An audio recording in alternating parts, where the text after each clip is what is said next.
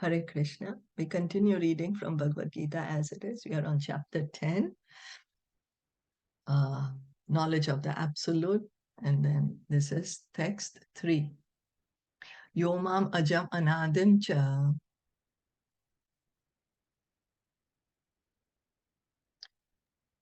veti lokam Manadischa veti loka maheshwaram Veti Lokam Maheshwaram asamudha samartyeshu Asamudha Samarteshu Samarteshu sarva pape pramuchyate. Sarva Papaihi Pramuchyate. Pramuchyate. Ya, anyone who. Anyone who Anyone who Mam, me. Mam Ajam, unborn. Ajan unborn Anadim, without beginning. Anadam without beginning. beginning Cha, also. Cha also Veti, knows.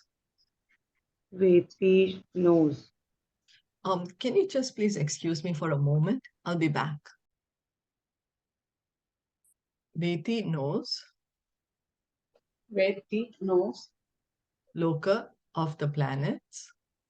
Loka of the planets. The planet Maha Ishwaram, the Supreme Master. Maha Ishwaram The Supreme Master. Asamudhaha, undiluted. Asamuddaha Undiluted undiluted. Saha, he. Sahahi Martyeshu, among those subject to death. Martyeshu among those subject to death.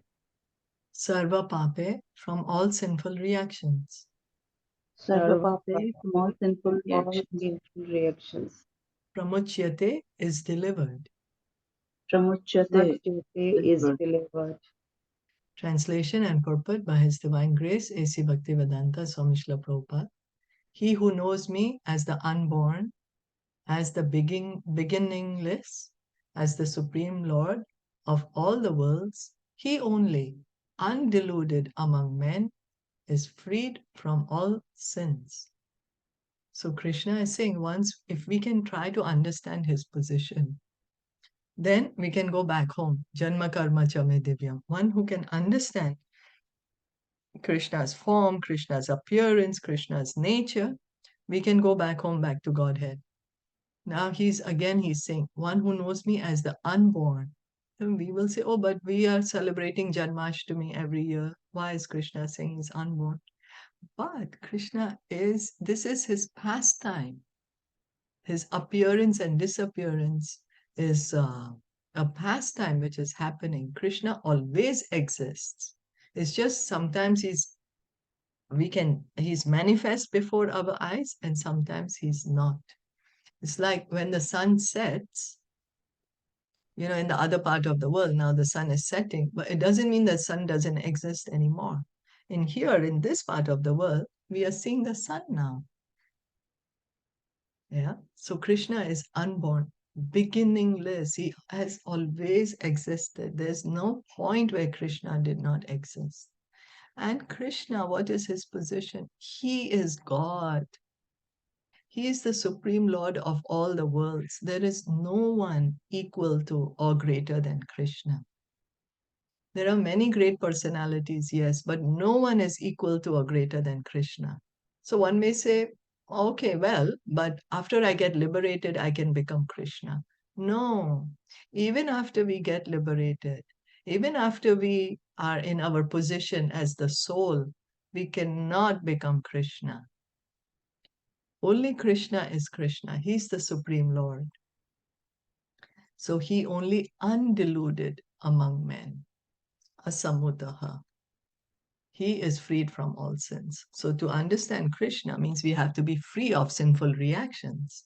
And then we will be able to understand Krishna.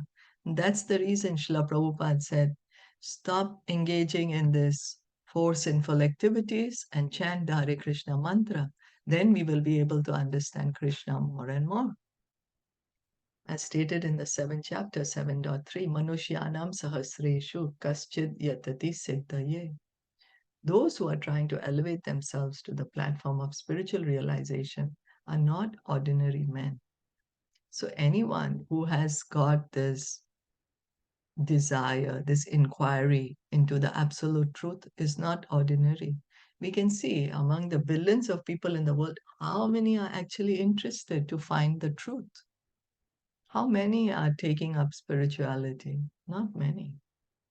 They are superior to millions and millions of ordinary men who have no knowledge of spiritual realization. Majority of the people don't want to understand anything about our true identity, about self-realization. So anyone who's trying to is already better than other millions who are not. But out of those actually trying to understand their spiritual situation, one who can come to the understanding that Krishna is the Supreme Personality of Godhead, the proprietor of everything, the unborn, is the most successful, spiritually realized person. So there are so many people who take up different processes of spiritual, um, of trying to cultivate their spiritual knowledge. But who is the best among them? Is one who comes to understand that Krishna is God, that Krishna is the Supreme Lord, that everything, everyone belongs to Krishna, that Krishna is the unborn. It's not that Krishna was born 5,000 years ago and now Krishna does not exist. No, Krishna eternally exists. Krishna is God. There's never a point where he did not exist. In that stage only, when one has fully understood Krishna's supreme position, one can become free completely from all sinful reactions. So that's the reason Krishna says that you just try to understand my position, try to understand my nature, my appearance, my activities, and in this way you will come to me. So God realization and self-realization goes on simultaneously. It's not enough to understand that, yes, I'm spirit soul. Yes, it's already good than many millions of others who are thinking I'm the body. Yes, it's good we come to the point to understand I'm spirit soul. But from there, we have to progress further. And what is that? Where is the spirit soul coming from? What is the activity of the spirit soul? What is the nature of the spirit soul? So, to understand the relationship between the spirit soul and Krishna, that there is an eternal loving relationship between the spirit soul and Krishna. Each and every spirit soul has an individual, eternal relationship with Krishna. So, we need to understand Krishna's position that Krishna is God. We think and we think everything belongs to me. We may have some things which are in our name or that in our possession, but do they actually belong to us? They can be taken away from us at any time. And especially when we die, when we leave this body that is the most dear to us is taken away from us. So how can we be the proprietor of everything? So who is the proprietor of everything? That is the intelligence. So if I am not the proprietor, then who is? And that proprietor is Krishna. It's not enough just to say, oh, this world is temporary. Okay, if it is temporary, then where is the reality? Where is the permanent? That is intelligence. Oh, the reality, the permanent life is in the spiritual world. And we need to come to that point. Here the Lord has described the word aja, meaning unborn, but he's distinct from the living entities who are described in the 2nd chapter as aja. So in the 2nd chapter, Krishna says the spirit soul, the living entity is aja. And now he's calling himself also Aja. But there is a difference. The Lord is different from the living entities who are taking birth and dying due to material attachment. The conditioned souls are changing their bodies, but his body is not changeable. We are the spirit soul, yes, but sometimes we are taking the body of an animal, sometimes we are taking the body of a human being. But Krishna, he never changes his body. Even when he came 5,000 years ago, he came in his original, transcendental body. Even when he comes to this material world, he comes as the same unborn. Therefore, in the 4th chapter, it is said that the Lord, by his internal potency, is not under the inferior material energy, but is always in the superior energy. So this is the position of Krishna. We are sometimes under the material energy, sometimes under the spiritual energy. We are marginal. Sometimes we are uh, in the material world, sometimes we are in the spiritual world. We are marginal, sometimes taking shelter of Maya Devi, sometimes taking shelter of Yoga Maya. But not Krishna. Not Krishna. He's never comes under Maya.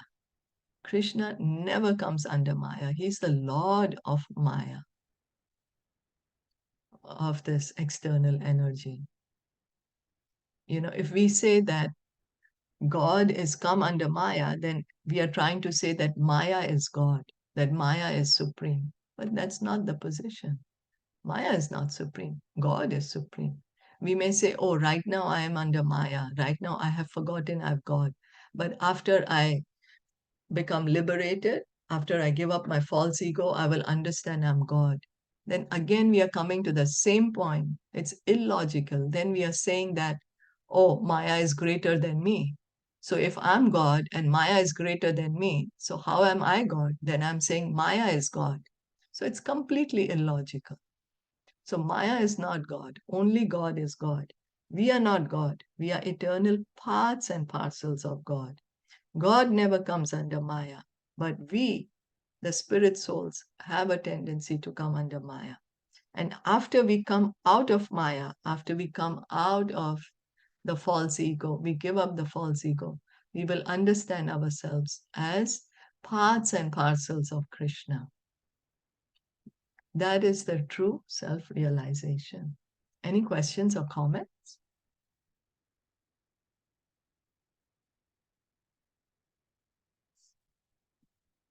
No, then we'll stop here and we'll continue tomorrow with this purpose. Thank you so much for listening and joining in. Bhagavad Gita ki jai, Srila Prabhupada ki jai, Gaur Bhakta Vrinda ki jai. Hare